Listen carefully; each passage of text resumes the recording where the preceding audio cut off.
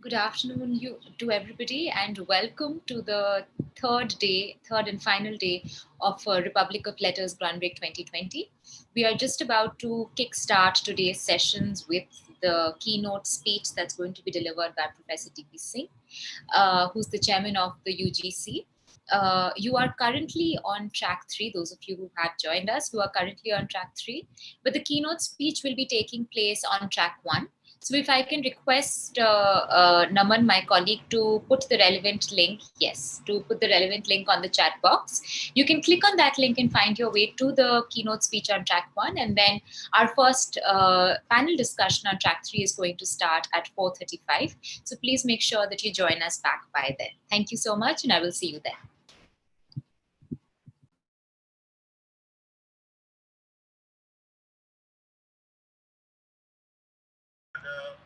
Days. We have 3 keynote speakers and we have 3 panels.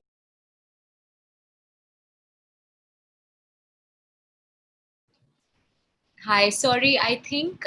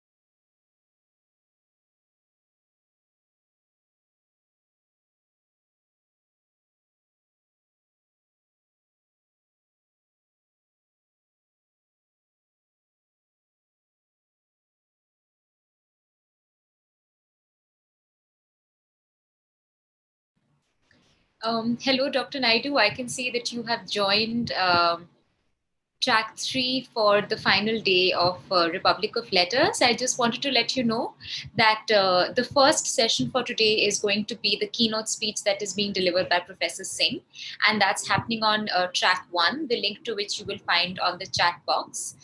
The sessions on this particular track are going to start at 4:35, so we still have some time to start with them. If you would like to attend the keynote speech, then you can click on that link and then come back to us at 4:35. Just to remind you, you will be required to key in your password when you do come back to track 3. Thank you.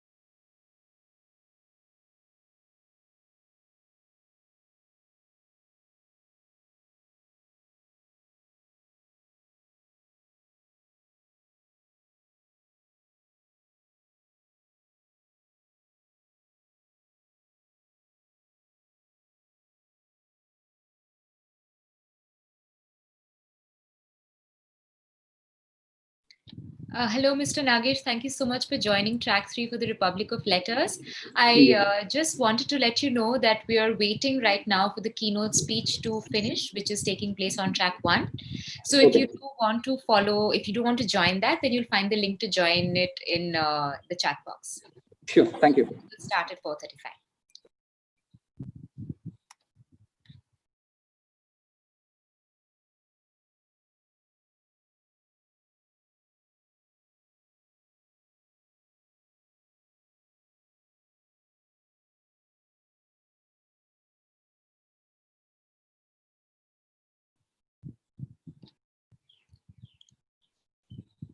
Dr. Shah, hello. Thank you for joining. Just wanted to let you know that the keynote speech that is being delivered by Professor Singh right now is taking place on track 1. And you can find the link to it on the chat box just in case you want to join that. And the first session in this track is going to start at 4:35. Thanks a lot. Okay, thank you.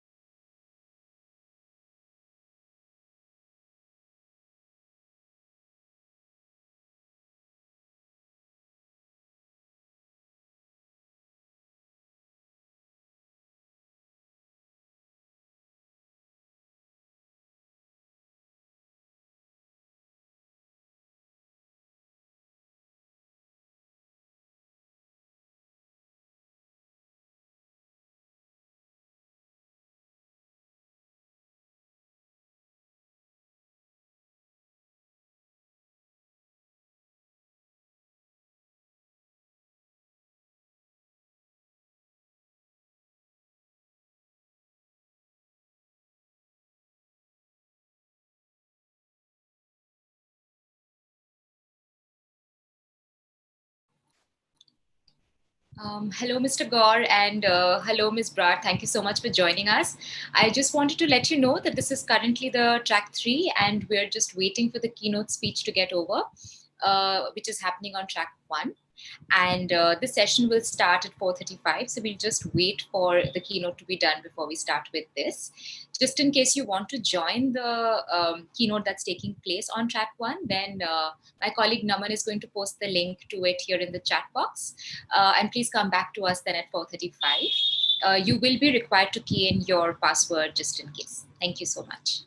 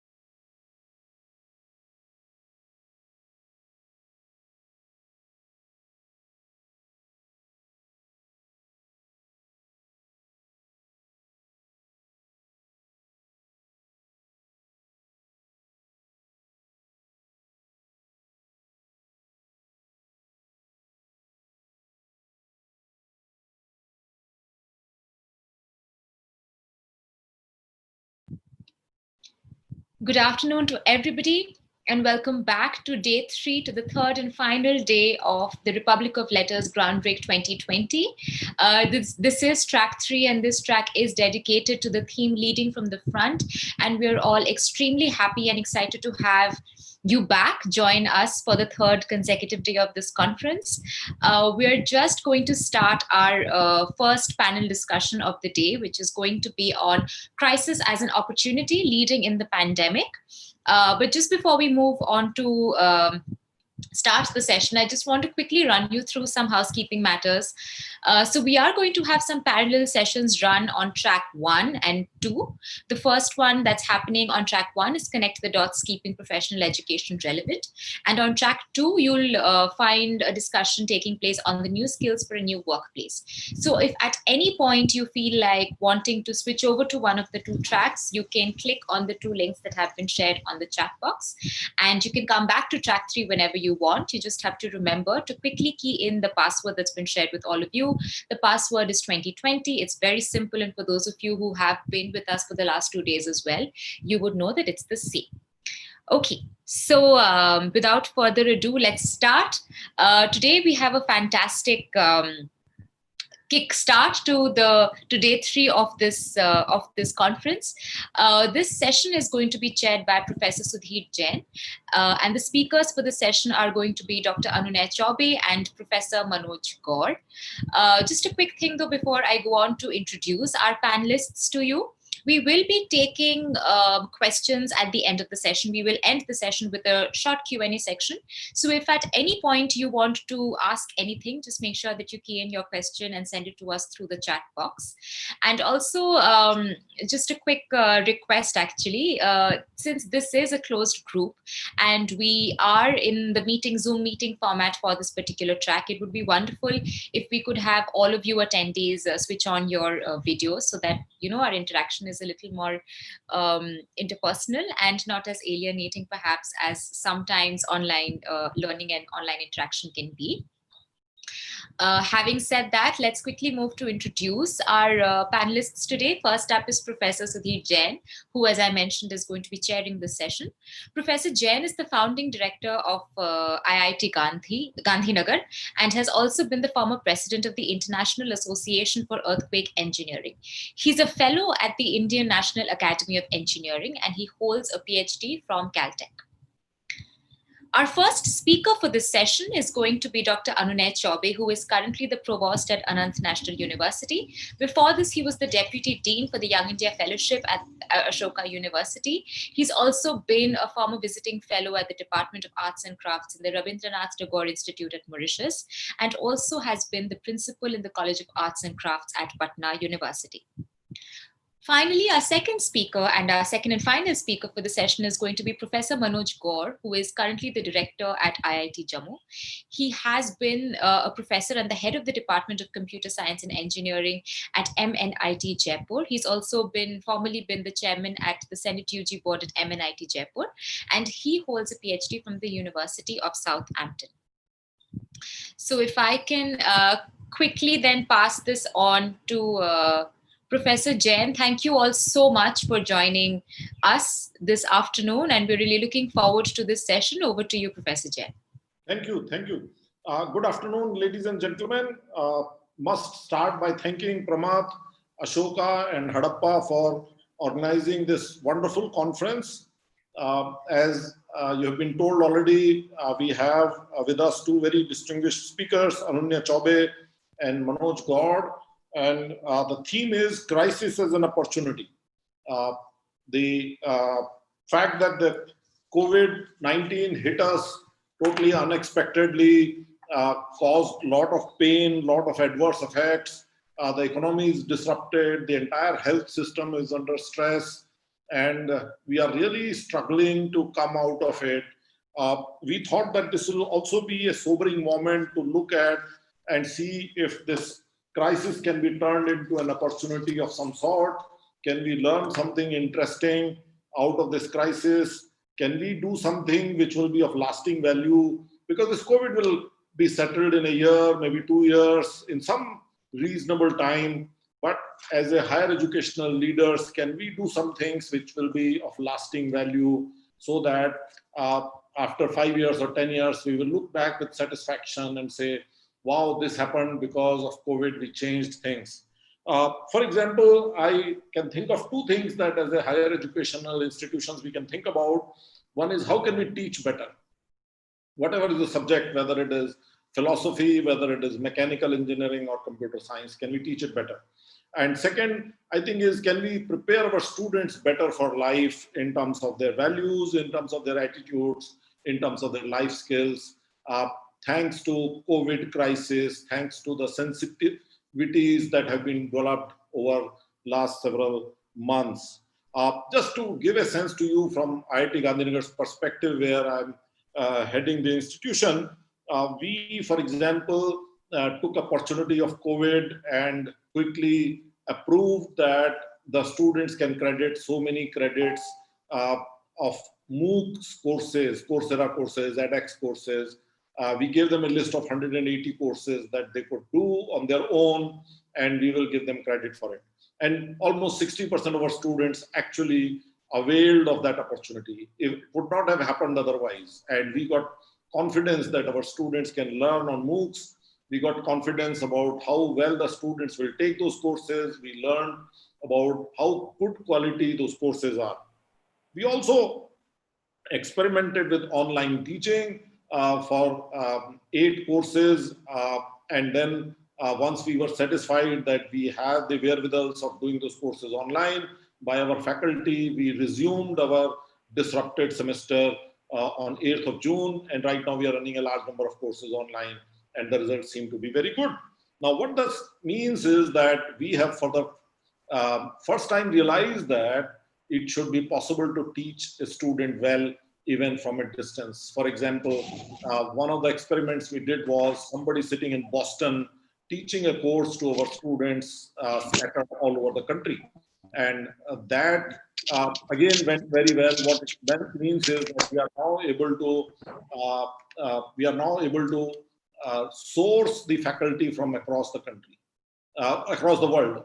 We don't need somebody to be sitting in IIT Gandhinagar campus to be able to teach a class, and we should be able to now improve the range of courses, the breadth of courses that we are able to teach our students by sourcing the faculty from around the world. We also are learning new techniques of engaging the students using online methods, and there may be certain types of courses where I'm daring to think that we might find it profitable under normal circumstances to teach them online rather than in-person classes. There may be certain types of courses that we might want to do that. The second aspect that we are learning at IIT Gandhinagar about the crisis, which I think will have a lasting positive impact on the way the institute is run, on the way the institute is looked up by the students, is how much volunteerism has emerged out of this crisis. As the lockdown happened, we had about 500 students in our hostels who continued to stay, and we used them to help manage the crisis. And the kind of leadership, the kind of volunteerism that they showed, the kind of volunteerism that the faculty, staff, their spouses have shown, I think that is something that will stay. We also used the COVID opportunity to engage with the construction workers. When the lockdown happened, we had 900 construction workers spread over 6 construction workers housing societies, 1 inside the campus, 5 just outside the campus. And we said this is an opportunity to engage with them even in a deeper way. We always had the commitment to welfare of construction workers. And we said this is the time to get our students attached with the construction workers in a much more substantial way. And that turned out to be very effective, very deep connection the students developed. We said there are 2 neighboring villages in our next to our campus. And we said, can we again deepen our connection with those villages because of this crisis? And we created a separate group of separate teams, separate committee, gave them some budget, and they started to engage with the neighboring villages to help their most financially weak families with the rations, with the masks, with the with the wherewithals of that. We said for the first time the community realized how precious the vegetables can be because people just couldn't go out to buy the vegetables. The volunteers were able to source some vegetable vendor who will come and sell vegetables inside the campus, and that was a big treat that people are able to buy their vegetables in the campus. And suddenly the 200 plus families living inside the campus realized, wow, vegetables are so precious. And we said, wow, this is a great opportunity, great time to engage our community, to encourage them to do vegetable growing in their kitchen gardens. And more than 100 families took up kitchen garden vegetable growing during the pandemic. Today, there are many families which are actually enjoying some of the vegetables that are growing in the kitchen garden as a result of that intervention. So these are some of the thoughts that come to my mind, which would have a lasting impact after the pandemic is over. The people are not going to stop growing vegetables. People are not going to become less empathetic to the construction workers or to the underprivileged community in the neighboring villages. And to us, that is a big achievement. And there could be many, many more. And idea was to have this session where two of my colleagues will discuss their thoughts, their actions, their possibilities of how we can come out stronger out of this crisis, how we can learn new things. So with this, I would like to now invite Professor Anunya Chaube to share his thoughts. He is, as you have heard, he is the provost at the Anant National University in Ahmedabad. And over to you, Anunya. Anunya, speaker, you need to switch on your mic. I think I'm being, yeah, it's you can hear me now. Thank you, Sudhir, and thank you for this opportunity, Harappa and Ashok University. Crisis is an opportunity. This indeed is a crisis, but it's not that an educational institution would be looking for such crises to emerge in order, for us to solve them. Education prepares us to deal with challenges, and this is a challenge, and of course, this is the crisis. And any institution, I'm sure, would be racking its mind, would be working on all possible innovative methods to deal with this challenge. At Anant National University, at Design, India's first design university, that's exactly what we have been trying to do. And I'm happy to tell you that our motto, the belief that guides us, the belief that is at the core of our pedagogy is that we have to find solutions. We are being educated, and whatever training we are getting, we have to use that education, we have to use that training to become better connected with our community, to become better connected with our world, to understand our world better, recognize the problems that are there, and there are so many of them, and then use whatever we are learning collaboratively to solve these problems. And we call our students, we expect our students to become solutionaries. So educational institutions' responsibility that they carry, that they have, is to solve problems, to make our world better. So this is who we are. This is what we try to do. When it kind of exploded on us, the COVID pandemic, nobody was prepared for it. And we had things started moving very fast, online teaching. And of course, that was something that we were forced to do. We had the means, we had the momentum with us. So that was something that we didn't find a lot of trouble with. We have a very good IT team, and Sudhir himself, has been there, and he's going to guide us. And but that was something that moved smoothly, so we started teaching online. We also did jury, which is quite a complex exam system, attended by many external examiners. Then we also had our exams and so on and so forth. But there was something more that an institution is expected to do. And that is where the value of research comes into play. So research is something that most of the institutions do. And most of these things that are discovered, searched, and researched, they don't really get to see the light of day, so the outcome. But here there was a paper, there was a big research carried out by the Center of Sustainability at an international university, which was around vacant spaces, all these apartment blocks, all these houses, all these buildings that the private sector and the public sector create. About three-fourths of these buildings, say, are not used; they are lying vacant.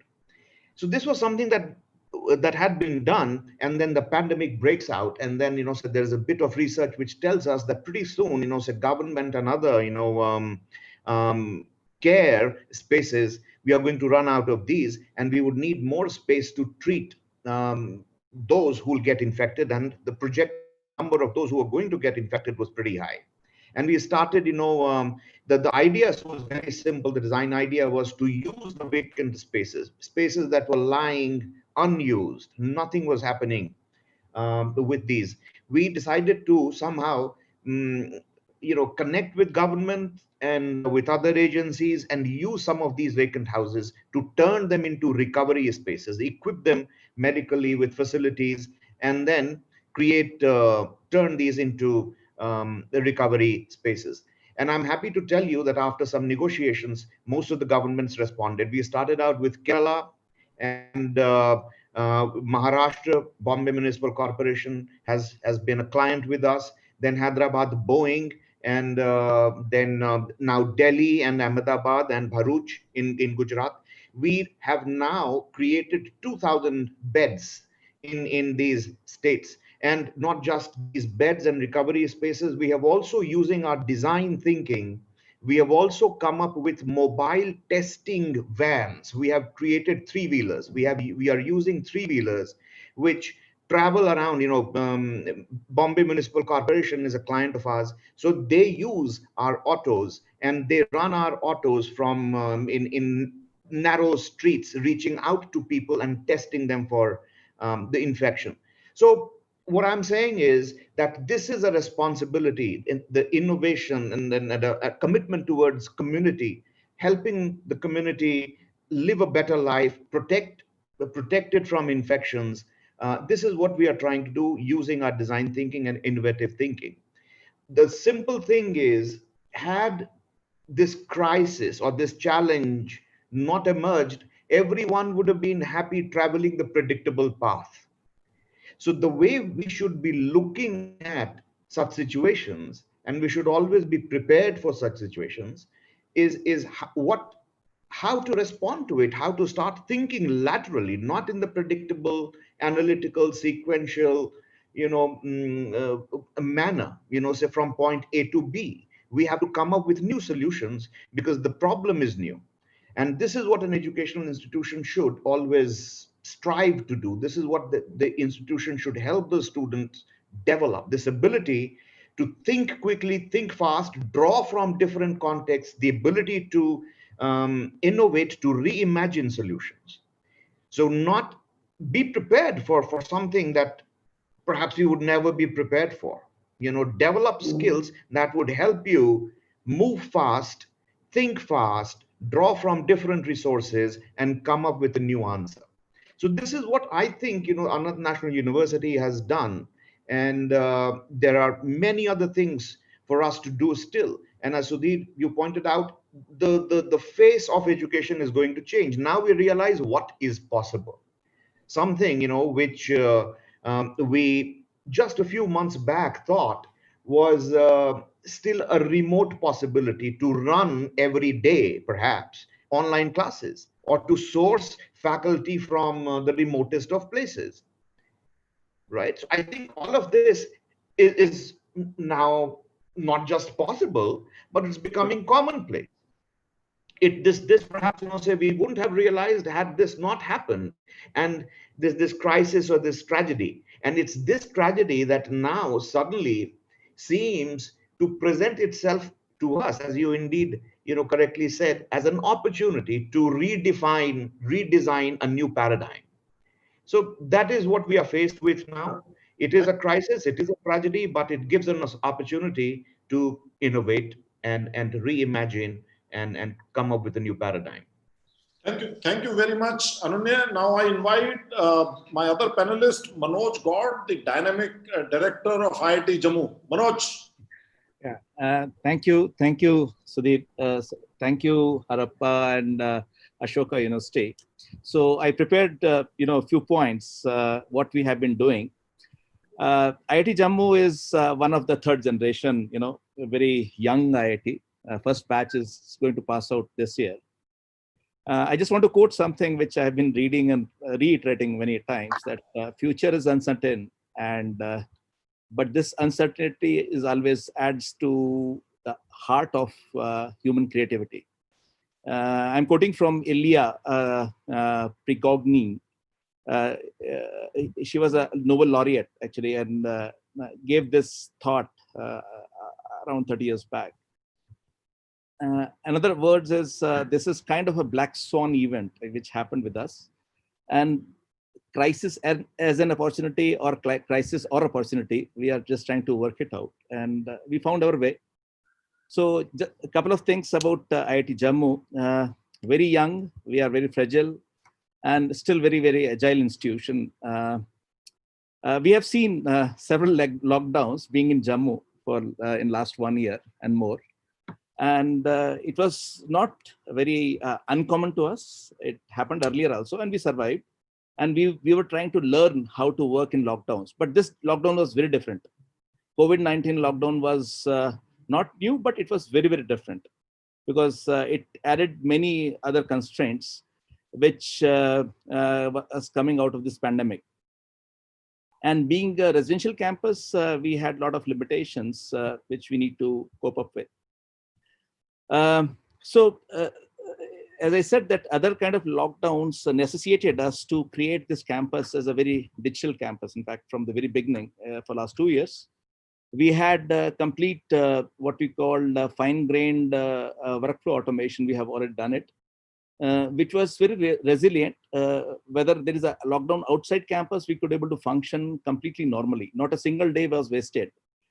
From August till this date, when all data was cut out in rest of the Jammu and Kashmir state, and then UT, we could able to create end-to-end what we call the online institutional governance model, and which where the processes are re-engineered to survive the disruptions which we saw around us, and we evolved actually as part of the process. And we believe we were successful, and we created a roadmap. Having said that, this pandemic actually posed few questions. As soon as in March, lockdown happened, and then we have to reorient ourselves to survive for the academics, how to continue, how to engage with the students. So we try to look at, and we sit down together and try to look at that, can we analyze the conventional teaching and learning methods? Can we reimagine our classrooms? And can we redefine the technology in learning? There were video, recording tools available, editing tools available, but they're disjoint in a way. There's no end-to-end solution for that. And how the resources of IT system can further our ideas, and we can leverage that resource to our advantage. And can we bring more students into IIT education system by if we start scaling up the online education, which inherently provides this opportunity. But COVID-19 created an urgency, and probably it was a change about to happen. And because we wanted to work on some data, we conducted one Pan-IIT survey, in fact, end of May, and took a feedback that how online education was happening when all of a sudden this pandemic lockdown happens. It was pretty stringent lockdown. And in this survey, almost 12,000 students across different IITs and 850 faculty members responded.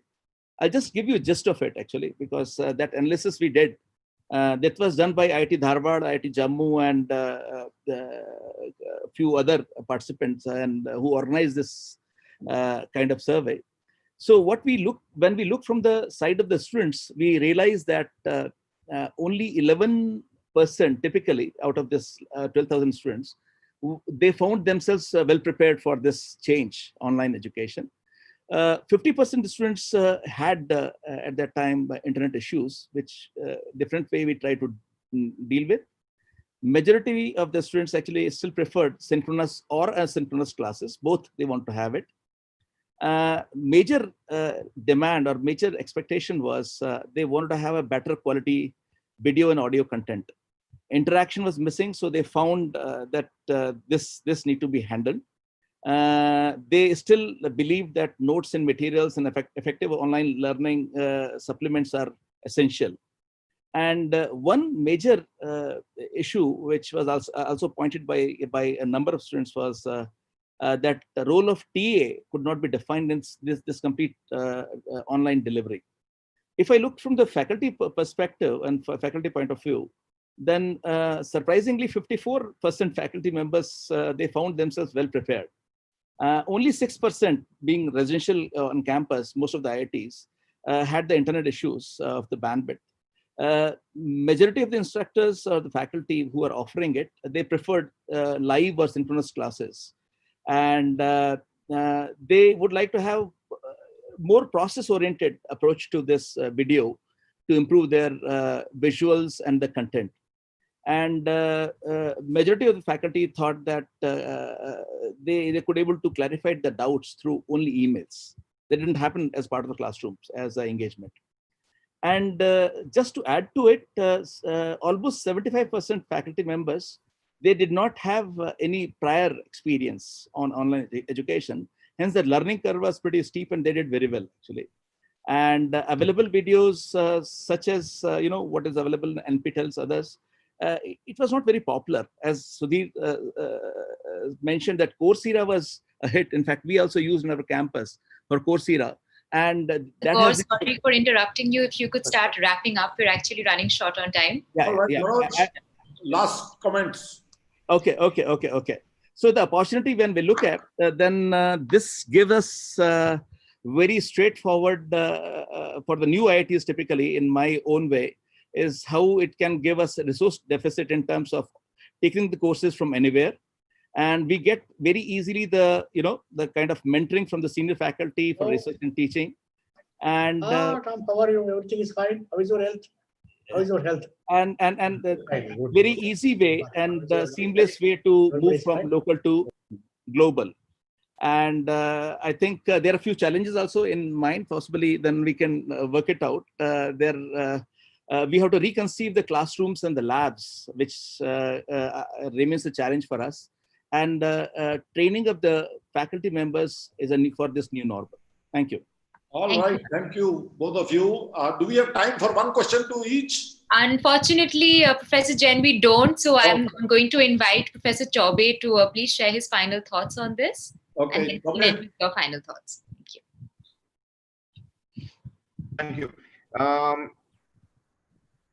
Final thoughts would be same as my earlier thoughts, which is, an educational institution's responsibility is to always prepare its students for circumstances that are unexpected. Of course, we are trying to look into the future. We are trying to predict how things will shape up, going by Tofflers and others. But of course, life catches up with us in the most unexpected ways. Life is what happens to you when you're busy making other plans, as Lennon wrote in one of his songs. And that is where the real test of education is. That is where we need to really innovate. Through collaboration, solutions are to be found. Through experience, through awareness, innovation is to be found. And that is a real test for an opportunity for liberal education, so which helps us look at the world from so many different perspectives, acquire so much, prepare us better. That is what an educational institution should always do in order to innovate. Thank you, Ananya. All right, Vidushi, over to you. Yes, sir. Shoka will be taking forward the next session. Thank you so much. Thank you so much, Dr. Jain and Professor Kaur and Professor Chaubey for joining us. This was definitely quite interesting, just discussing the different ways in which people are trying to make the most of not a great situation that we are all faced with right now. We'll quickly sort of switch tracks and move on to our session, which is going to be on internationalization of higher education, the way forward. A quick reminder, the other two sessions are that are taking place on tracks 1 and 2 are Connect the Dots, Keeping Professional Education Relevant on track 1, and track 2, Stronger Together, Collaborating Across Institutions and Specializations and Culture Clusters. You will find links to both in the chat box here. Okay, so moving on, let's start with the second panel discussion for day 3 at Republic of Letters Grand Break 2020. As I mentioned, this is going to be a session that is going to again talk about different ways in which international higher education in the international space can move forward. And this session will be chaired by Dr. Vidya Yeravdekar, and our speakers today are going to be Dr. Fiona Hunter, Professor Elspeth Jones, and Dr. Jos Bielen. So Dr. Divya Yeravdekar is currently the Pro-Chancellor of Symbiosis International University. She's also the Principal Director of the Symbiosis Society, Chairperson of the FICCI Committee on Higher Education, and a member of the IBEF Trust. Our first speaker for this session is Dr. Fiona Hunter, who's the Associate Director for the Center for Higher Education Internationalization at the Università Cattolica del Sacro Cuore. She's been the former president at the EAIE, or the European Association for International Education. She co-edits the Journal of Studies for International Education and holds a DBA from the University of Bath. Our second speaker is Emerita Professor of Internationalization of Higher Education, Leeds Beckett University, Professor Jones. She is the series editor for Internationalization in Higher Education, the editorial advisory board member for the Journal of Studies in International Education, and formerly has been the International Dean at the Leeds Metropolitan University. Welcome, Professor Jones. And finally, Dr. Jos Bielen, who is the Professor of Global Learning at the Hague University of Applied Sciences. He's also a visiting professor at the Center for Global Learning at Coventry University, a member of the Publications Committee, and a senior trainer at the European Association for International Education. Dr. Bielen holds a PhD from the Università Cattolica del Sacro Cuore. Welcome to all our panelists for this session, and I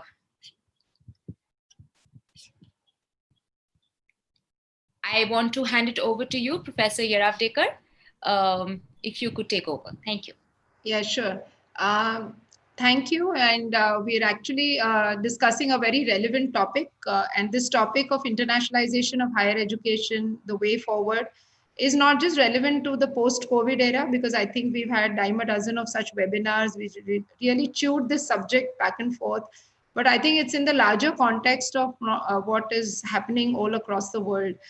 So it's not just this pandemic where we realize that, there is this importance of global solidarity where, problems are common in most countries and we need to come together through collaborations to find a solution.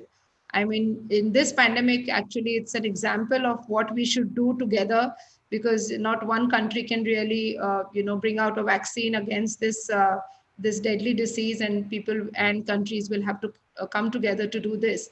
And I think it's still more important when the world is actually, countries across the world have started looking inwards and outwards. There is a feeling of nationalism over globalization. And therefore, how do we prepare our young students, to embrace this whole concept of, our Indian mythology of Vasudhaiva Kutumbakam, the world is one family. How do you bring in diversity? How do you make young students understand diversity, make them sensitive to different cultures, and in the larger context of bringing in peace and harmony? So I think the word internationalization needs to be redefined in the present context of the 21st century and of what's happening all across the world than what it was before. Earlier internationalization of higher education was limited to, bringing in this whole process in the various processes of the university, be it academics, research, etc. But now we'll have to look at maybe a strategy of the university to bring in this in the vision statement or in the mission statements of universities, because these are young people who are with us. We need to not just educate them and give them the knowledge, but really build their characters so that they become global citizens. And again, global citizens, not just to bring in the competency and the skills that they can actually work with globally, but really changing their mindsets to what we've said. And we've got excellent speakers here. And I would first move on to Fiona.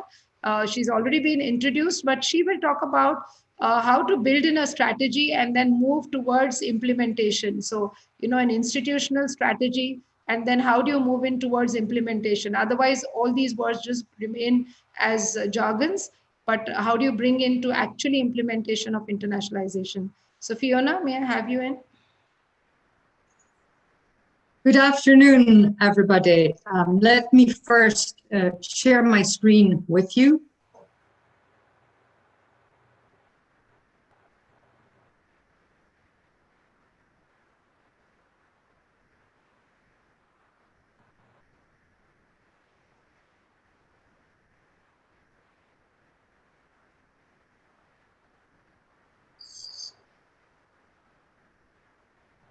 Is the screen now visible?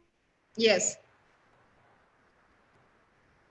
Okay, I just need to shift it onto full screen. Okay, so good afternoon again, everyone. I would like to say, first of all, that I'm very happy to see the title of this session, Internationalization of Higher Education, the Way Forward. I like that because for me, it suggests that internationalization is going somewhere. And so that is going to be my theme for the 5 minutes that I will be talking. When I work with higher education institutions around the world and internationalization, it's really quite common, and this speaks to something that Vidya was saying, that we often identify a gap between the rhetoric of internationalization and the reality, between what institutions declare in their vision for internationalization and what we actually see happening on the ground. And at this particular moment, there's a lot of talk around reimagining internationalization, rethinking it. And I think as higher education institutions, we're all very good at telling stories. But I think there's a real danger here that we just create another gap. We can redefine internationalization, we can use all the words we like, but we have to be able to make that a reality as well. I think it's absolutely fundamental that we really embrace this crisis as an unprecedented opportunity to really look at what we're doing in internationalization, examine it critically and say, what action do we need to take to change that if we want internationalization to become a reality in our institutions? So not just looking forward or thinking forward, but moving forward. And I would argue that leadership has the power to make that happen. Every institution has a mission, and every institution will seek to deliver that mission through a unique combination of teaching and learning, research, and external engagement. So for me, however you understand internationalization, whatever it means in your particular context, or whatever purpose you seek to undertake it, it must be meaningful to your mission. It must support your mission. And in my thinking, for internationalization to help you deliver your mission, you must embed internationalization in everything you do, or if you may, intertwine it, interweave it into the different institutional activities, both academic and administrative, and make that a part of institutional daily life. Internationalization has to be what people believe in. They have to be prepared to commit to it and work hard for it.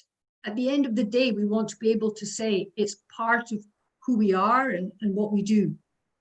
And I'm well aware that this is not a change that can happen overnight, but simply saying we believe in internationalization and we want it is not enough. It needs commitment from leadership to launch it and then to follow it through if you're going to make it happen. So I ask you this question: what is the story you're telling about internationalization in your institution? What kind of institution do you want to be, and who is part of the story you tell? Who does internationalization serve in the institution and beyond, in your community, in society, in the world? Sign a piece of paper. There are 500 collaborative MOU. I'm sorry, I think we're taking questions later on. I heard somebody speaking, but I think I should just carry on talking for the moment. Yes, sorry, Dr. Hunter, please continue. I think somebody had unmuted themselves by mistake. Please. Okay, sorry. Okay, so basically, I know you have been talking a lot about this current crisis, and at the moment, a lot of our efforts are on responding to the crisis. But I think we also have to think about the long view as well. How are we going to build for the future? How will we use this particular momentum to build a stronger internationalization in our universities?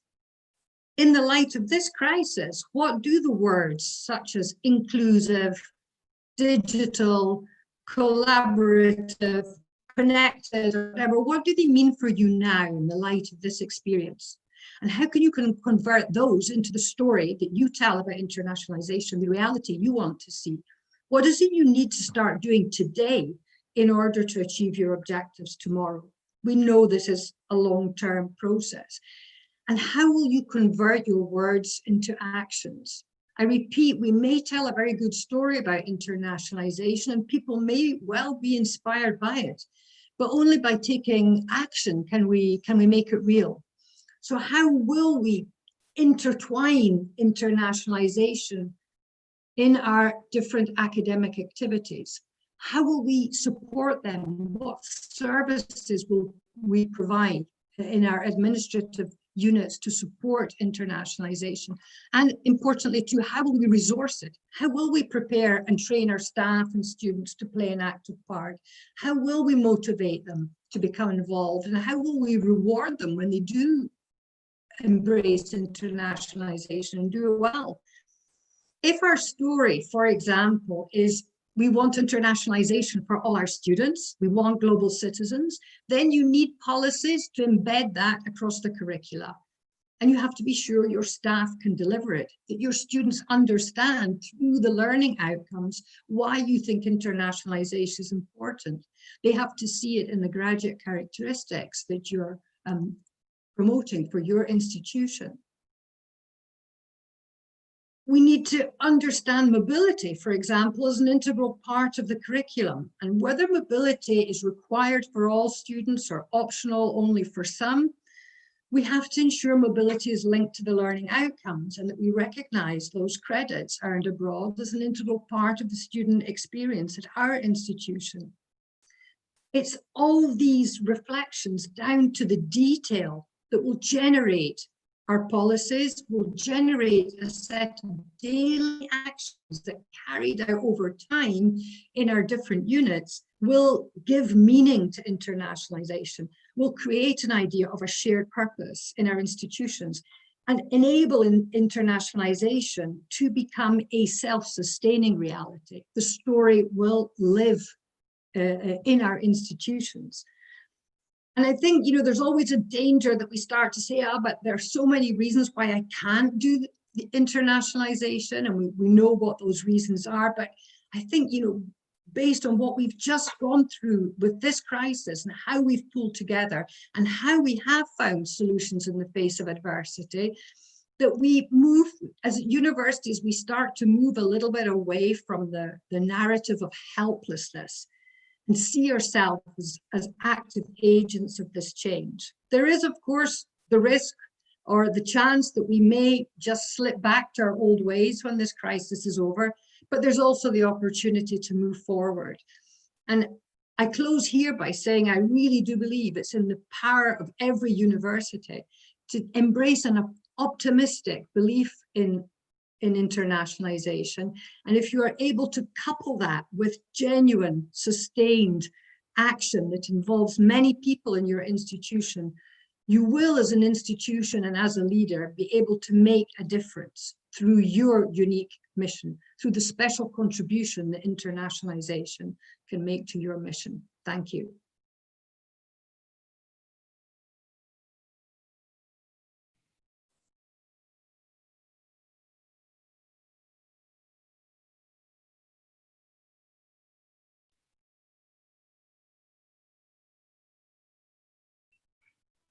Dr. Vidya, we can't hear you. Yarav Dekar, I think you are on mute. Yeah. So I was just saying that I think Fiona did a wonderful job, and she's spoken about what is the story of internationalization to each one of you. And I think we need to introspect this. First of all, why internationalization? I mean, should my university really, even think of internationalization? But I don't think we have a choice now, especially in this century and for the younger generation. So how do we get this into our vision and mission statements, and how do we implement this, and who is it for? So can we start even thinking about a story for each of our universities? And it could be just foreign students, more number of foreign students in my university, to maybe more number of collaborations in some other university, and then what for and for whom. So I personally feel faculty are key to this whole process. As much as you, Fiona, said that it's leadership, yes, it should be a top-down approach, but unless you bind the faculty, to do what you want to, not just internationalization, but just anything across the university, they are the key people. And I think we need to engage faculty, and we need them to understand, because they are the ones who want to implement what we envision. And here we'll bring in Yos, a good friend, and for many years, and who eats, speaks, breathes internationalization at home. And he'll give us some examples of what he has done, especially in COIL, in Collaborative Online International Learning, because that's something that is a project that people have implemented successfully, brought in faculty together, and faculty have enjoyed doing it. And I think, Yos, you should give examples of your university with, South African universities, where you have had a wonderful experience bringing in faculty, to embrace internationalization through COIL. Over to you, Yos. Yes, thank you for the invitation, Dr. Vidya. Always a pleasure to join your sessions. I will indeed talk about internationalization at home and COIL, or Collaborative Online International Learning. And I will use as a small case study an Erasmus Plus project that we are currently running. Quite a few people told me that I should be happy with this crisis because it heightened the importance of internationalization at home as an alternative to mobility. Well, I'm not particularly happy with this crisis, and I think it is false to claim that internationalization at home is now more important than it already was. Because we should remember that even before this crisis, when students still had the opportunity to travel, most of them didn't take the opportunity or couldn't take the opportunity. So internationalization at home has always been probably the most important starting point for internationalization. And internationalization at home includes a whole range of options, and many of those are local. And Professor Jones later on will talk about diversity as a tool for internationalization.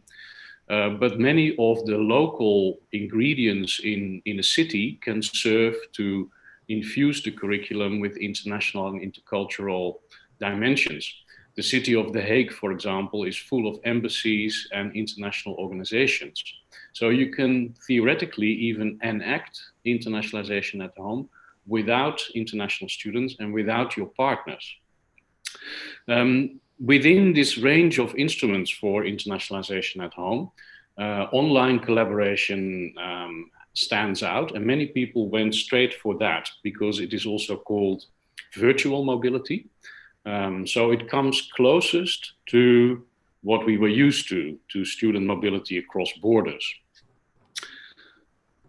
So when we look at collaborative online international learning, and this is a picture of the startup session of the project in South Africa last November. And in fact, because of the COVID crisis, the only meeting we have had so far. So we were planning to have sessions with academics, pairing them up, and then meeting to develop collaborative practices together. Because we found that the collaborative is the weak point. It's very easy to work together, but it is not always collaborative. And collaborative is what we need, for example, and Dr. Vidya mentioned it, global citizenship. So 5 European universities and 5 South African universities The technology is the least important part of a COIL practice. And the educational design is really what matters. And after that, you choose your technology, and that is often remarkably simple. And you can have students working in tandems on Skype. Zoom is often enough. So we're talking here about quite a different thing than putting up a camera in the back of a lecture theater that you can log into. This is really an educational collaborative practice. We also find that the term internationalization is very evasive. So what we actually did is we gave space to what the local context is in South Africa for internationalization. And internationalization is not always understood as a positive thing. So we also talk about Africanization, decolonization, global and local citizenship in each context. And that context is also the context of a program, because if you discuss these themes, it makes a difference whether you are in a teacher education program or in a business program or in an engineering program. And so within that local context, there are still disciplinary differences. So I agree with Fiona that it really comes down to the details. And I also agree with Dr. Vidya that the academics are the keys. So we should work top down and bottom up. So we formed two working groups. One works on the COIL practices themselves, and the other works on the position of COIL practices within the curriculum and all the other things that the curriculum tries to achieve. What is also important is that one COIL practice for a small group of students is not going to achieve internationalization at home, because the key of internationalization at home is that it is for all students. So internationalization at home and COIL are not identical. So my final point is that equipping and engaging academics is the key. It's not enough to have a few champions of internationalization at home involved, because we are aiming at all students. So we need more than a few academics. That again is could be top-down policy. And we should also make sure that, however well intended, a COIL practice is not the personal hobby of one academic, but it should become part of the system of the university. And also educational specialists, teaching and learning specialists should be involved. I have included the link to the project at the bottom of this slide for you who want to take a closer look at it. Thank you very much. Thank you, Jos. I think you've just brought out a wonderful, example of COIL. And the whole concept of internationalization at home is based on the fact that globally, there are just about 2% students who are really mobile, globally mobile. And what happens to those 98% students who remain on our university campuses? And this, as much as this is relevant in India, is so very relevant even in other countries, because sometimes you believe that the countries on the West have students mobile at different places, but that's not so. I mean, maybe American students are less mobile than Indian students, because there are less number of American students who get to travel abroad than the number of Indian students who get to travel abroad. And therefore, we need to bring in this concept of internationalization at home and carry out several activities on the university campus, to give this whole concept of internationalization to every student on the university campus. And one of the, the implementation strategies of internationalization at home is COIL, the Collaborative Online International Learning. And it's amazing. We've tried to implement this at some of our schools under the Symbiosis International University, and teachers have enjoyed doing this. And I think this is something that we need to bring into Indian universities, not just amongst the collaborative partners between a foreign and Indian university, but why not two Indian universities come together and do this? So that will be a wonderful example. We are now moving on to Elspeth, and she's already been introduced. I won't take time in her introduction, but I must say that Elspeth is going to bring in, the larger concept, as I spoke about, about the whole cultural aspect of why internationalization is important, and is it just mobility or something more than that? And I think she and I, for one, believe that it is definitely more than just mobility and giving this, exposure to students to another country, but it's not about learning in that country in the classrooms, but what the student experiences as a culture of that country and what he or she brings back home. So it's this whole intercultural sensitization. She will also brush upon internationalization of curriculum, because again, as I said, faculty are important, and so is internationalizing the curriculum, because that's where you bring in all these concepts of internationalization at home. So Elspeth, over to you. Thank you, Dr. Vidya. I hope you can see my screen. Thank you. So I'm following on from Jos and Fiona, and really perhaps taking it a step further, because we've been talking about internationalization at home or internationalization of universities, but actually I'd like to move it on to interculturalization, as Dr. Vidya has said.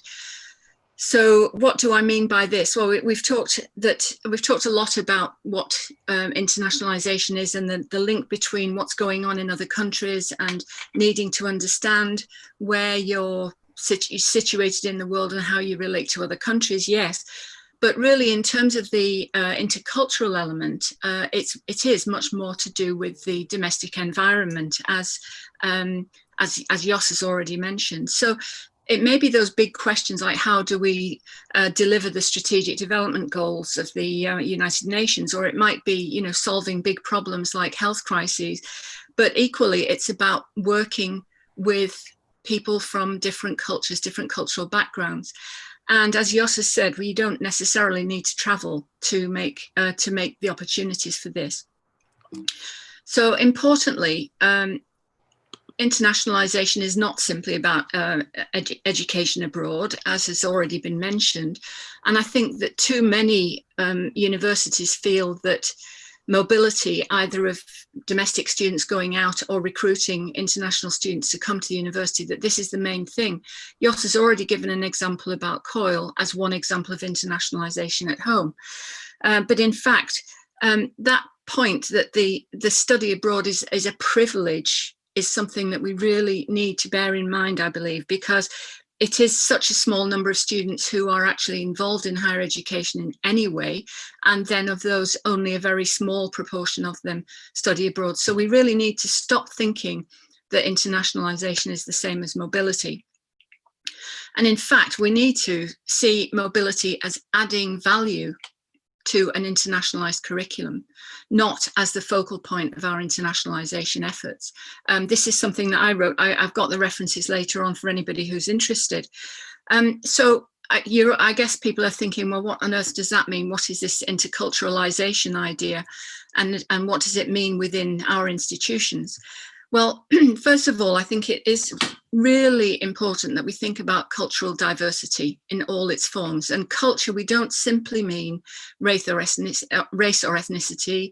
We don't just mean religion. We don't just mean visible, very visible cultural differences like skin color or whatever. It's really not about that, but it's about the different identities that we may have within us. So this type of pedagogy, this kind of work in the classroom, requires us to think about different dimensions of culture, including those that I've listed here. And in terms of how we make it happen, we find that if we talk about internationalization, it makes us think about movement of bodies or thinking internationally, whereas in fact changing the mindset of our students is more important than changing the country that they're in. And it's already been said, hasn't it, that the faculty are absolutely key to this. And not all faculty will feel capable of making this happen.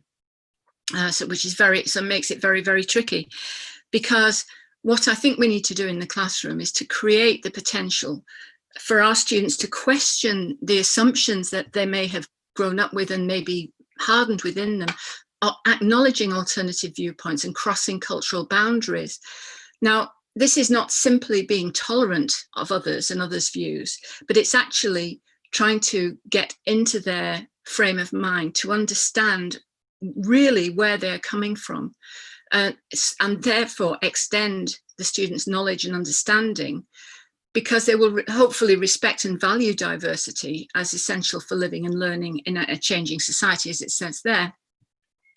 Now, what does this mean then? It means very, very challenging conversations in the classroom. It means being vulnerable to different viewpoints and perspectives, and it means uncomfortable discussions between students and between the teacher and the students. And this is not something that we're used to doing. It requires us to have a completely different way of delivering in the classroom. If anybody's interested, on my YouTube channel, I have a series of video conversations, and one of them was with Louise Townsend, who talks about how she does this in the classroom, what she calls border crossing pedagogy. She creates an environment where people can exchange those views in a meaningful way, accepting vulnerability to have those discussions. But the key point here is really that the change of mindset is vital. Changing mindset does not require us to go to another country or to study abroad. It means taking into account the viewpoints and perspectives of other people in our society, and that may equally be people from within our own country, but who have different cultural backgrounds in the type of broad definition of culture that I've talked about here. So the mindset change is absolutely crucial. As I say, I've got the references here, and you can also find them on my website, but presumably you will have access to the videos in due course, or in the presentations. So thank you for, I hope that's been of interest, and I'm happy to deal with any questions if there are any. Thank you, Elspeth. And I think you brought in a very important point, and again, its relevance for Indian universities, because I think in a class, it's more to do with discussions between diverse people, diverse students. And fortunately in India, we do get a class full of people who come from different cultures, different religions, different backgrounds, students eating different kinds of food. I mean, so your cafeterias have to be serving all kinds of food, and that's again something that students learn while they not just sit together in classrooms, but even play together in playgrounds or eat together in cafeterias. And here, when we bring in the diversity of international students, I think it's still more, it's still something that universities can provide with an environment where there is a discussion, which is so very relevant, again, in the present context. So Elspeth, it's wonderful, and how you've brought this whole concept of internationalization to interculturalization. So I think it's important for us to know. We'll move on to the Q&A session, and I know we're running short of time, and it's always, you have a very eminent and prominent speaker as a keynote speaker after this, the former, president of Yale. So I won't, take too much time. I'll just ask about 3 questions, one to each one of them. And first one is to Elspeth. The question says that internationalization of the curriculum is crucial if we want internationalization to be meaningful and robust. But how do we refocus the attention of our faculty, our teachers, to this when they are now so focused on transitioning their classes online?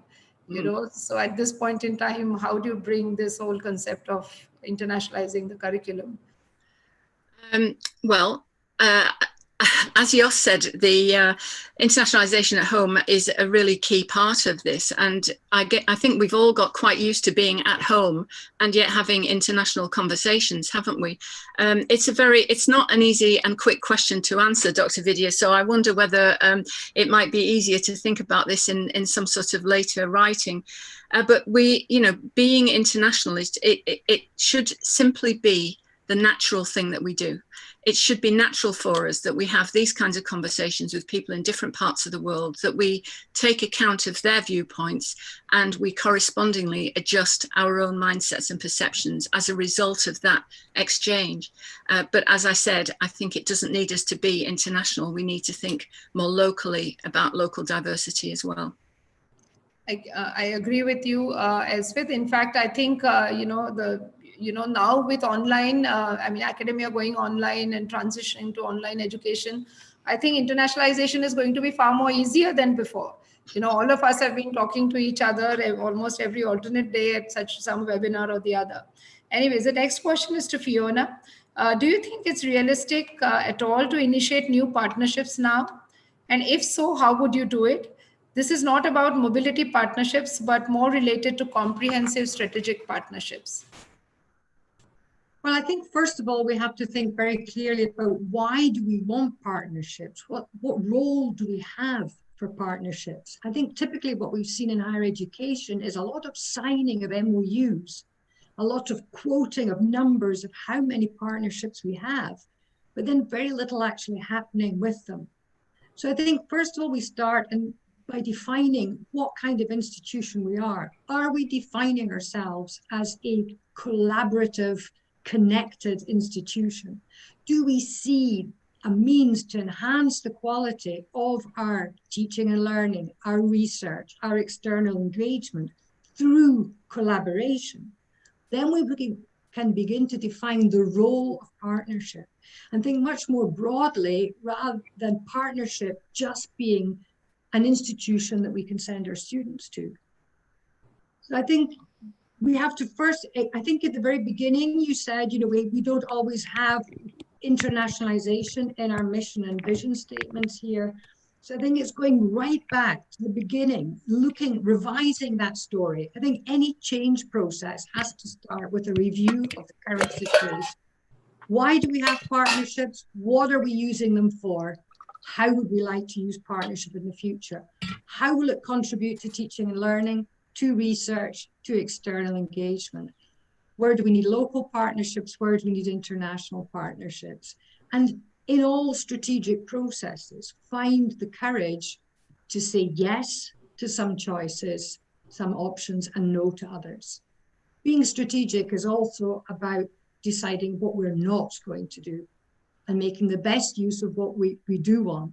So I think every institution should have a partnership policy. It should have partnership guidelines. It should be clear to academics when developing partnerships what the conditions are, what are the rules attached to partnerships, what are the expectations of partnerships, but also at leadership level, how do we maintain partnerships, how do we support partnerships, how do we make them meaningful in our institutional context. I think partnership is part of a much bigger strategy. It's not just about accumulating more MOUs. Yes, and I think they need to be active partnerships. Otherwise, you throw those MOUs in the dustbin if you can't execute them at least within a year.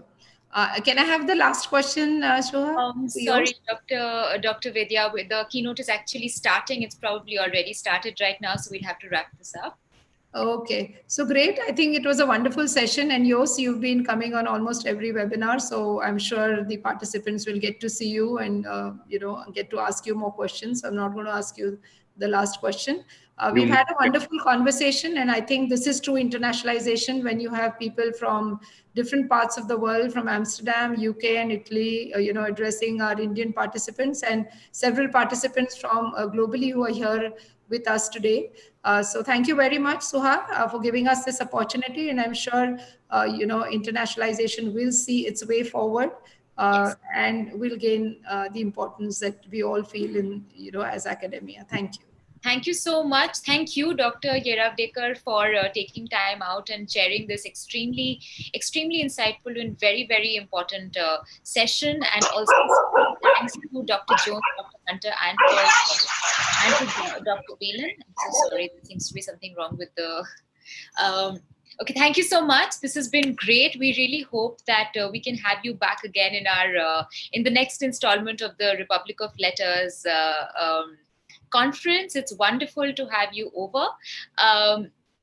With this, we wrap up the second session of track 3, and we're now going to request all of you to move to track 1, which is the keynote that is started. It's being delivered by Dr. Rick Levin. He's the former CEO of Coursera and the former president of Yale University as well.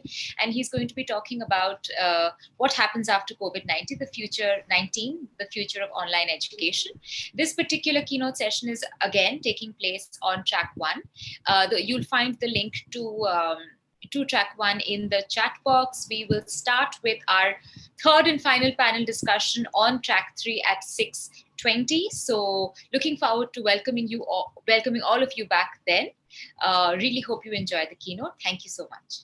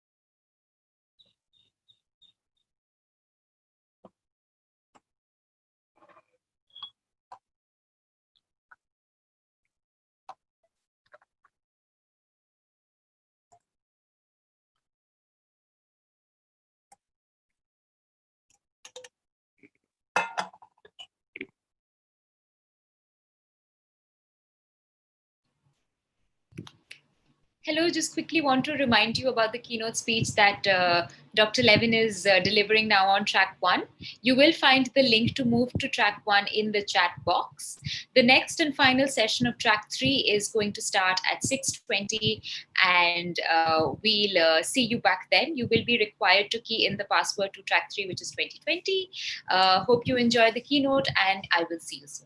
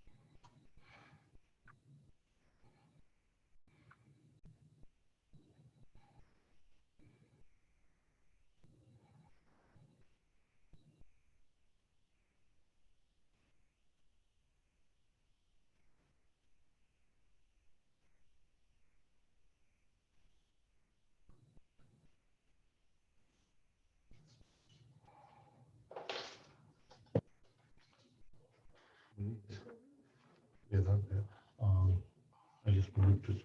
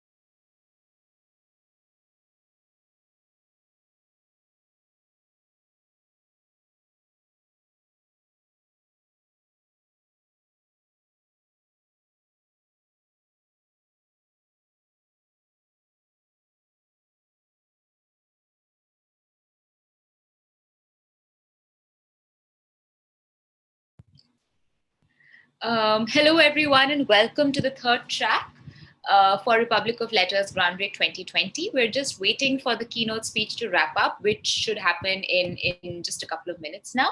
And the next session on track 3 is going to start at 6:20. So please be patient. Thank you so much. Please don't go anywhere. We will definitely try and start on time, and we will see you soon. Thank you.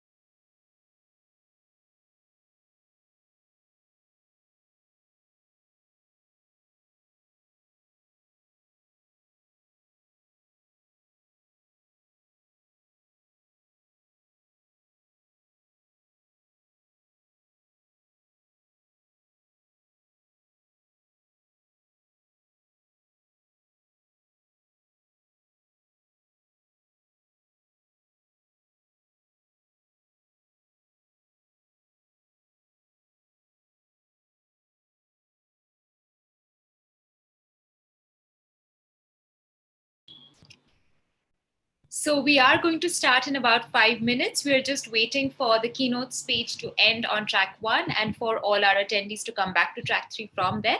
So thank you so much for your patience and for waiting. We will definitely start on time. Just 5 more minutes and we can begin. Thank you.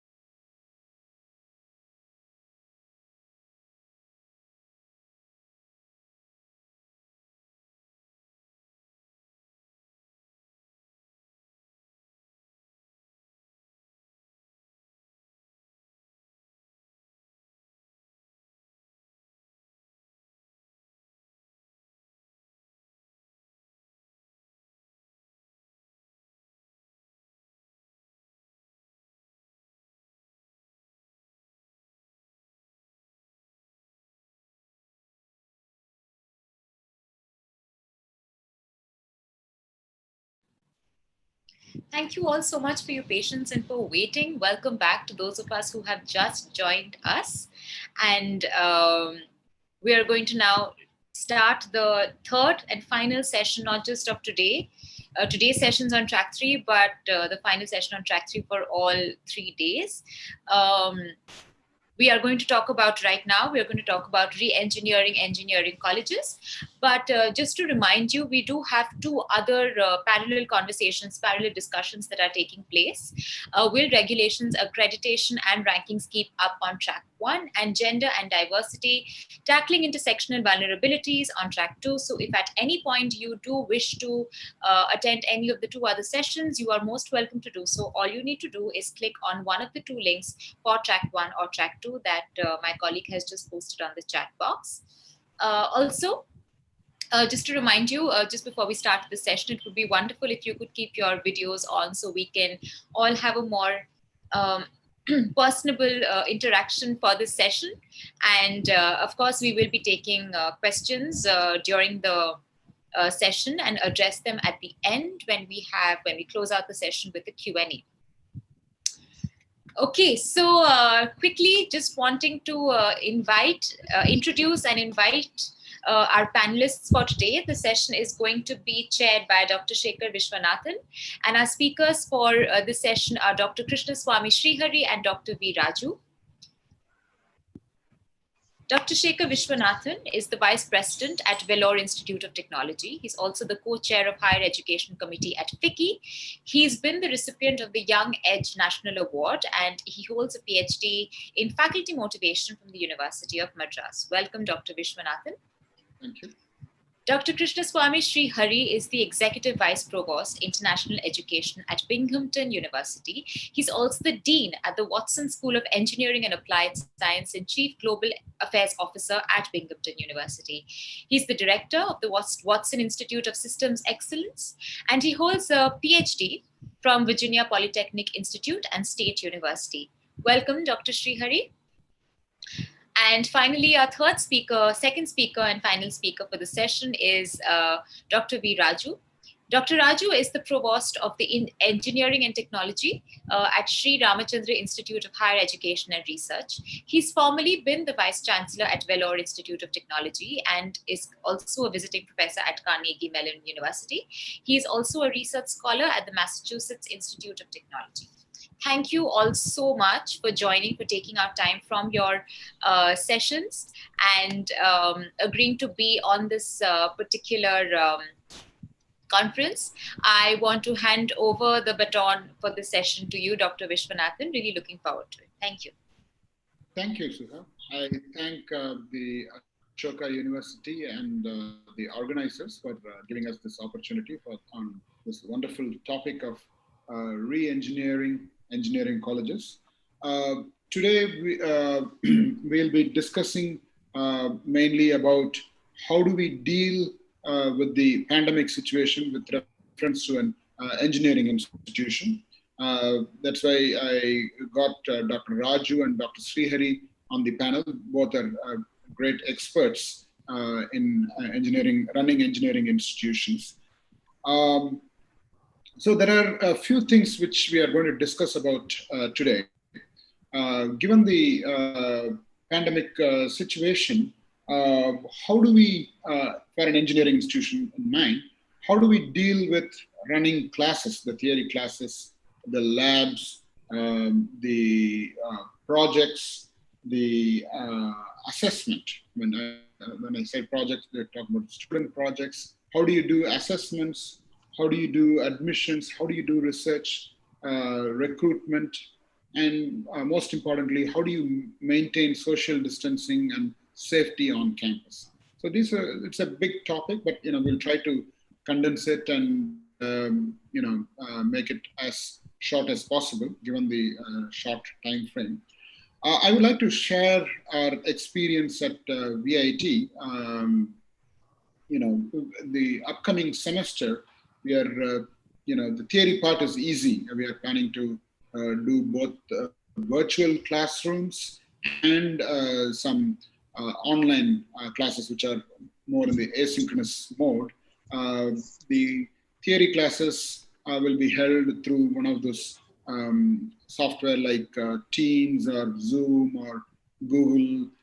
There are many such software packages available which help in the video conferencing. So we are planning to use one of those tools, and the classes will continue. So the campus is closed, but the university is open. That's what I keep telling people, because we have been used to being heavily dependent on the campus, and that is going to change now. And coming to the labs, what VIT is thinking is we will conduct the theory part from the online course through online media, and then when it comes to lab, especially the physical labs where students need to do hands-on experiments like mechanical or thermal engineering, such labs, students will come in rotation to the campus for about 4 weeks after the theory ends, and then do their labs and projects. Whereas the soft labs, like a computer programming lab, etc., can be conducted online itself. We have software to conduct such labs. And there is also the possibility of using remote labs. I mean, especially if you want to log into the computers on the campus, we will be giving them a VPN access, and they will log into the server and use some simulation packages, etc. So there are ways of dealing with the lab problem depending on the nature of the lab. But when it comes to hands-on projects where students need to collaborate, I think that's going to happen in the campus.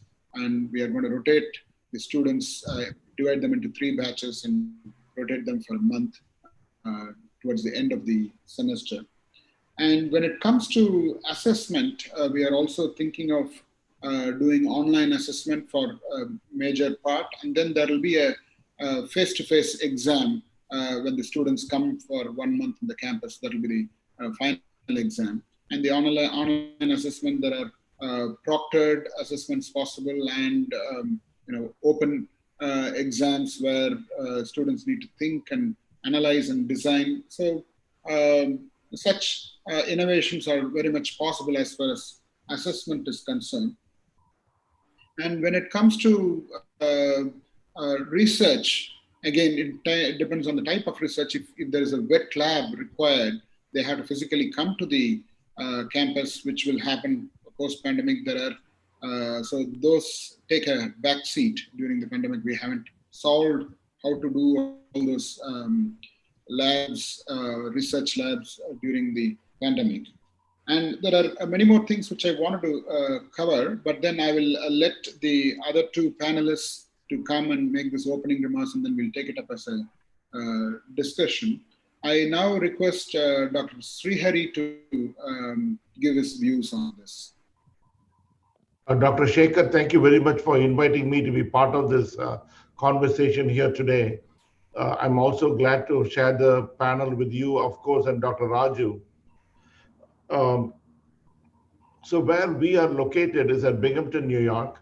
We are about 200 miles northwest of New York City at the State University of New York at Binghamton. So we are a rural campus. We have about 18,500 students on campus, about 4,500 of whom are graduate students, and 14,000 are undergraduate students.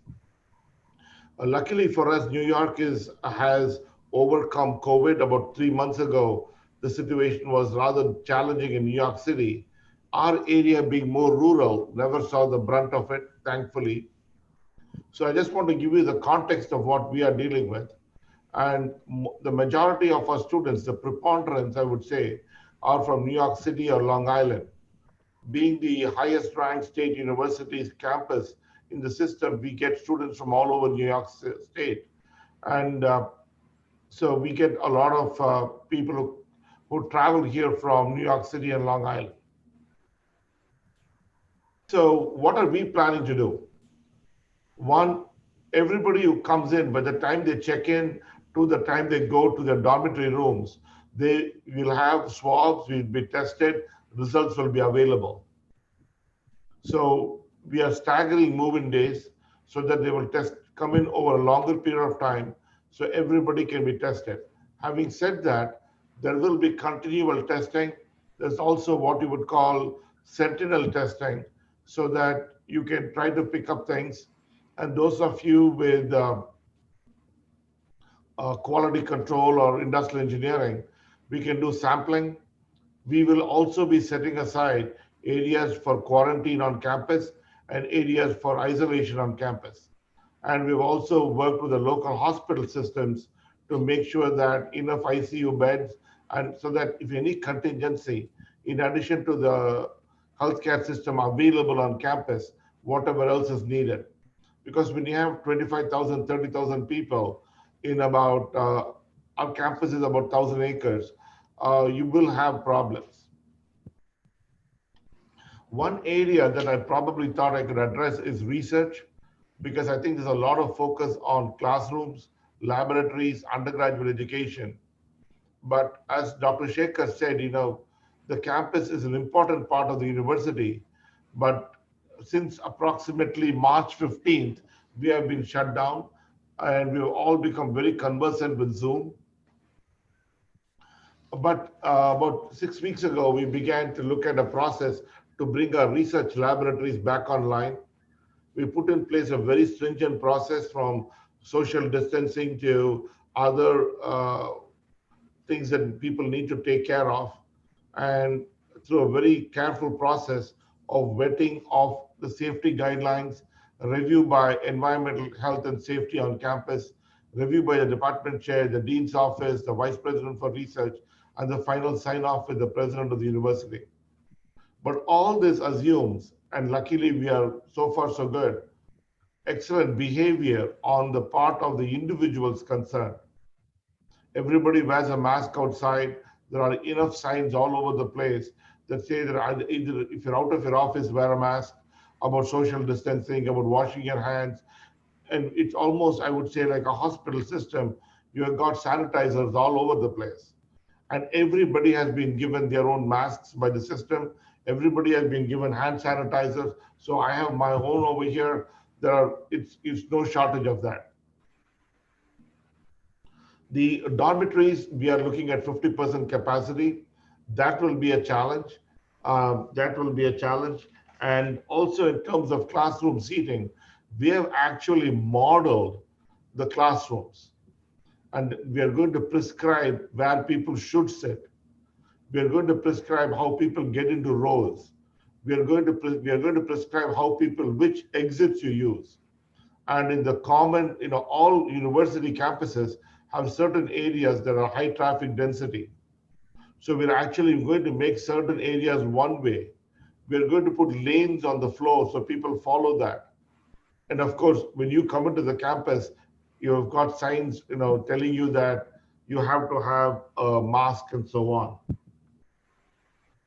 We also have got faculty who don't want to come to campus, who may have an immune suppressed situation, who may have elderly parents at home, or a child who has got some other conditions. So some of the faculty don't want to come to campus. They want to teach online anyway.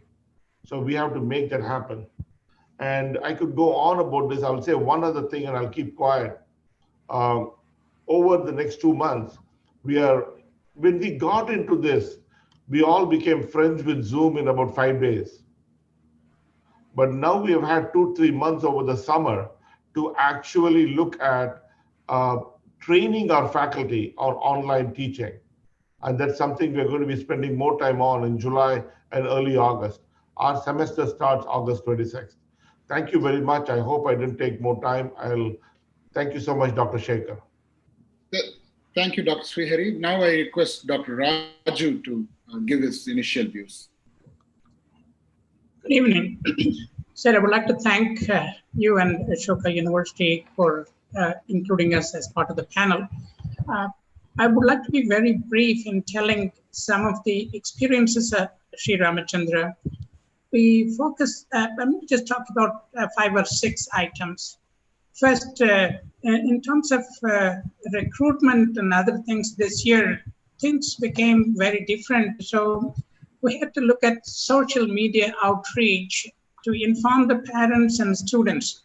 So we conducted a series of sessions by informing the potential public through Facebook, Instagram, and other things. And we ran such programs as what type of engineering major one has to study, what kinds of job opportunities, what are the global opportunities, and those kinds of things. So we were able to reach something like 20,000 people in reaching out, and then sessions were held. Then we conducted separate counseling and recruitment sessions once a week on Saturdays. These were online sessions. Usually anywhere from 50 to 200 people participated, talking about the programs that we offer. And so we, of course, canceled the entrance examination, although the other entrance examinations like VIT and others are planning to have the examination sometime in July or thereabouts. So in place of entrance examinations, we decided to conduct individual personal interviews. It was very helpful. In fact, we had a chance to get to know about the student and the capabilities and what the commitments and thinking and those kinds of things. And this process, of course, it's going on. It'll go probably through sometime in August. If things go well, we may just have everything done by August 15th or thereabouts. And I would like to just briefly touch on your program development experience in creating a new program that is coming online this year. We worked with some of the global partners and industry over here in defining, it's a computer science and medical engineering, truly an interdisciplinary program. So we looked at some major institutions where there are medical and engineering programs and how we would be able to model some of the best. So that was an experience for us through the pandemic.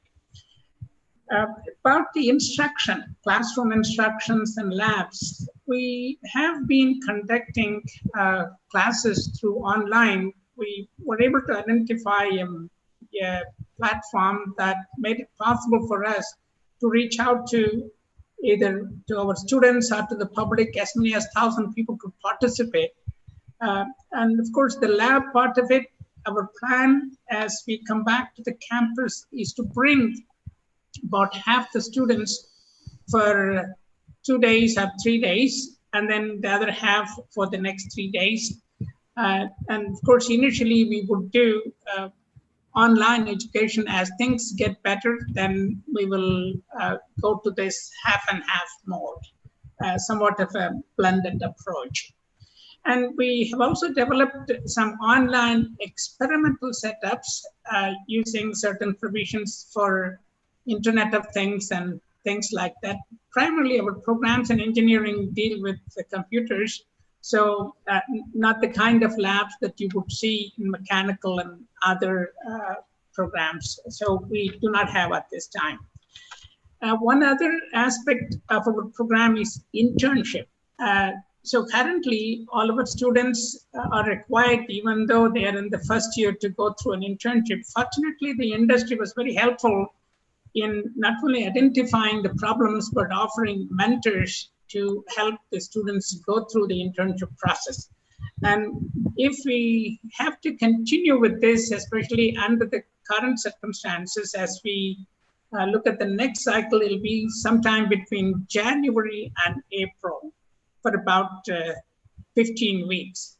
So that hopefully by then we'll be back to at least somewhat normal. If not, the industry will continue to provide us with the kind of help they have offered this time. The one last thing I would like to mention is about our partnership with the industry. As I mentioned earlier, the internship is an important aspect where the industry, in spite of all the problems, have been helping us. But in addition, in creating the new program, they've been constantly advising us. And our international partnership, including State University of New York at Binghamton and others, have been very helpful in us focusing on the kinds of curricula that we should have and the kinds of labs and other research-related activities between engineering and medical programs. So we're looking forward to better times, but then we're also preparing ourselves for the contingencies. Thank you. Thank you, Dr. Raju. That was a wonderful summary. I wanted to discuss a couple of points with both of you. Dr. Srihari, in his remarks, he mentioned about training the faculty. I think it's a very, very, very important point. I want to ask Dr. Srihari and then Dr. Raju, what kind of training would be very useful for the new normal? Dr. Srihari?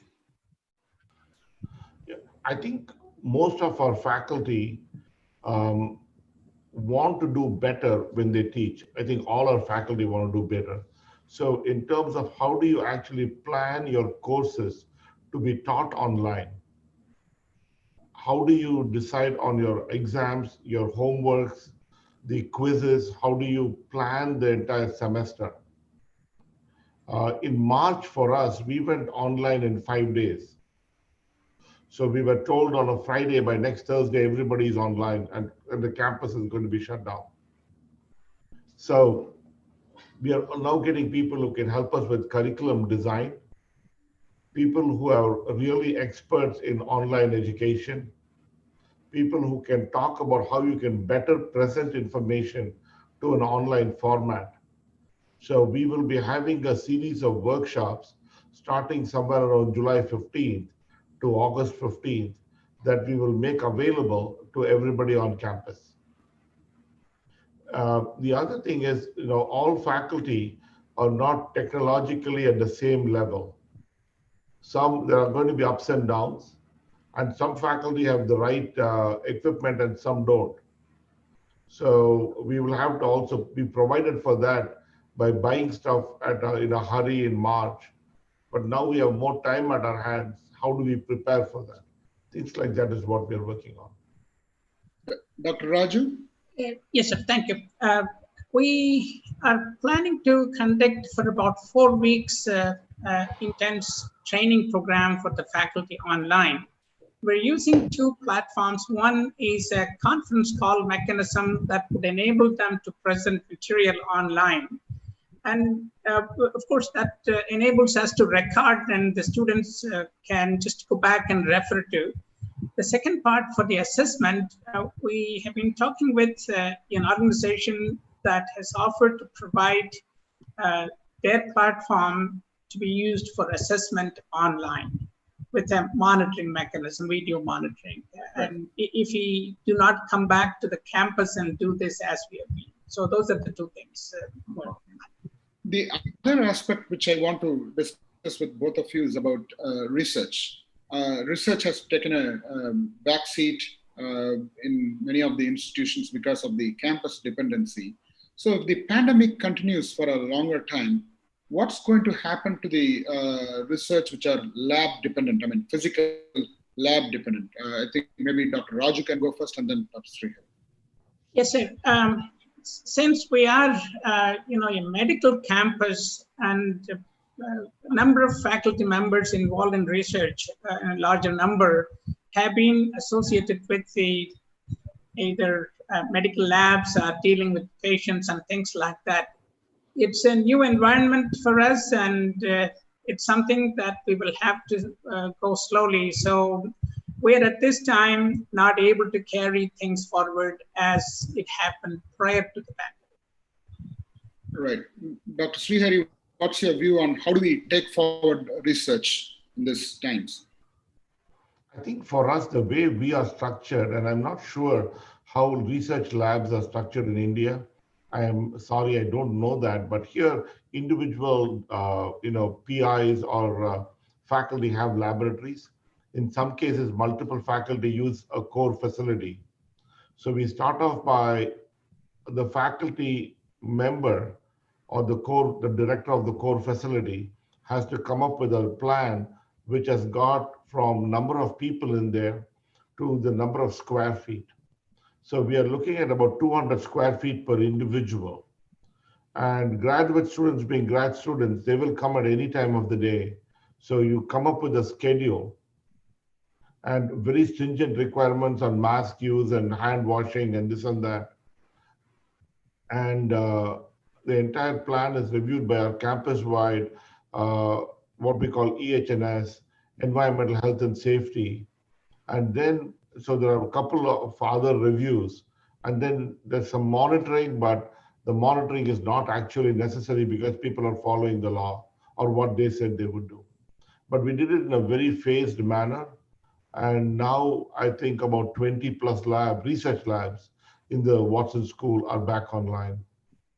I see. Good. So you are talking about square foot per faculty. I didn't really catch that. I mean, so for example, square foot per person in the lab. So you're going to mark them separately for each, or no? So let's say we have 1,000 square foot lab. Okay. That would be a much bigger lab. At any one point, not more than 5 people can be in the lab. Okay, got it. You want everybody has to be 6 feet apart. Okay, ensure social distancing in the research lab.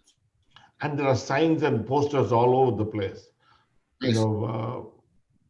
Up front, when you come into the building, there's a big poster saying if you don't have a mask, you can't go inside. Right. And so there's also a lot of peer pressure and social pressure on people to abide by the rules. That's good to know. That's good to know. So unlike some of the political leaders, I think the public. I don't want to go there, yeah. So I also want to, and we are coming close to the end of the session, but I also want to briefly touch on the faculty recruitment. What we have done at VIT is all the recruitment interviews went online. Zoom became the norm. And, right now, all the new faculty, they're going through their orientation and training program completely online. All the experts are being brought in, and all the new tools, the software tools, how to engage them online. Throughout the day, they have been sitting. So I wanted to understand your experience about faculty recruitment and training them. How are you handling this? Dr. Raju wants to go first. Yes, sir. We recruited about 20 faculty members. None of them have come to the campus. Okay. And so we did everything online. We also have told them that they have to report on July 1st. Okay. So online reporting. Okay. And we are going to just start with some research. Fortunately, they are in areas that we could work with. So the first part of the assignment for them for the next month and a half or two, we'll start with some research related activities, but we did everything online. Good. Thank you. Dr. Srihari? In our case, I would divide it into 2 categories. The faculty at, I would say, assistant professor level, where we have got tenure and promotion and there are lots of checks and balances. We have done a couple online, but the majority of it luckily was done before March 15th, March 20th. Some departments elected to postpone, but for senior faculty that I'm recruiting, I have actually postponed it by 6 months. When I talk about senior faculty, I'm talking about named professorships or full professorships who will come here as tenured faculty. In that case, we are kind of keeping the thing alive, but postponing it. So postponing the campus visit. We expect that we can bring people on campus in August for interviews or September. So, because I think depending on the level, we are dealing with it differently. Yeah, good. There is one question in the chat box. Sorry, I just need to interrupt you, Dr. Vishwanathan. We're running out of time. Okay. So perhaps if we can have all our panelists make their closing comments. Yes. Who wants to go first? Dr. Raju? Yes, I would like to thank the opportunity. This is a new experience for all of us, but I think we are all ready to just make do with what we have. And truly, there is innovation in all these things. Thank you. Dr. Srihari? I think we have learned a lot in the last 3 months. we have learned there are some efficiencies that can actually be obtained, which have become available in the last 3 months due to our experience. And the word that Dr. Raju used, innovation, can also be brought to bear. Thank you very much for allowing me to be a part of this August panel. Thank you. So there are many institutions, who are not confident of moving online mode, but it's going to be a question of survival. If you want to survive, you got to go online. I mean, I don't think it's a pure online game in the future. It's going to be a blended learning. There is going to be some part of online component which is going to increase. What has not happened in decades has happened in weeks now. So it is going to change. The new normal is going to stay for some time. And this could be whatever we discuss could be given as recommendations to agencies like UGC and AICTE, so that it could serve as a guideline for the rest of the institutions also. I thank the panelists for joining me and sharing their views on various aspects of running an engineering institution. Thank Shoka University for inviting us. Thank you very much. Thank you. Thank you, sir. Thank you. Thank you so much, Dr. Vishwanathan, Dr. Raju, and Dr. Srihari. This has been truly very interesting, and just, all we can hope at this point is that all the steps that not just your universities, but all universities across the world, whatever they are taking, eventually ends up benefiting those who universities are built for, and that is the students and their faculty, and that the process and the experience of learning continues to be an enriching one. And yes, of course, sometimes in certain situations and certain cases, there is no alternative to interpersonal experiential learning, but we have to try to do the best that we can to ensure that learning reaches far and wide, despite the fact that we may take some time to recover from this pandemic. On that note, I want to thank you so much for taking time out and being a part of this panel, and for also closing out the sessions on track 3 for all 3 days at Republic of Letters Groundbreak 2020. Truly, we needed to learn how engineering institutions can re-engineer themselves, and what a great way to end this, what a great note to end this conference on. So thank you very much. I also definitely want to extend my thanks to everybody who has taken the enthusiasm to join us for these 3 days. We have the last and final keynote speech that's going to conclude this conference. That's going to be delivered by Dr. Deborah Prentice. That's going to start at 7 p.m. So in a few minutes. So please make sure that you make your way to track 1. Dr. Prentice is the provost of Princeton University, and she's going to be talking about the lessons that Princeton has learned from this particular crisis. This session will be moderated by Pramath Raj Sinha, who is, of course, the founder and chairman of Harappa Education. Thank you all so much. But before I also wrap this up at our end on track 3, I want to let everybody know that the ROL, or Republic of Letters Conference recordings for every session are going to be available on YouTube. So if you want to revisit any of the sessions that you have already attended, or want to attend some of the ones that you may have missed, please keep an eye out on the Harappa YouTube channel, and you will find the links to these different sessions there. And just a quick moment to thank all our partners that has made this particular conference so successful and definitely possible. The Association of Indian Universities, Careers 360, College Dunia, Digital Learning, EdTech Review, EPSI, Harvard Business Publishing, and Harvard Business School. And of course, our collaborative partner, Shoka University. Thank you all so much. We are definitely going to try and make sure that Republic of Letters continues to have interesting conclaves, conversations, discussions, conferences in the coming few months, and we will definitely see you again next year. Thank you. It's a wrap from track 3 and from Republic of Letters. Thank you so much. Have a great evening. Goodbye. See you. Thank you.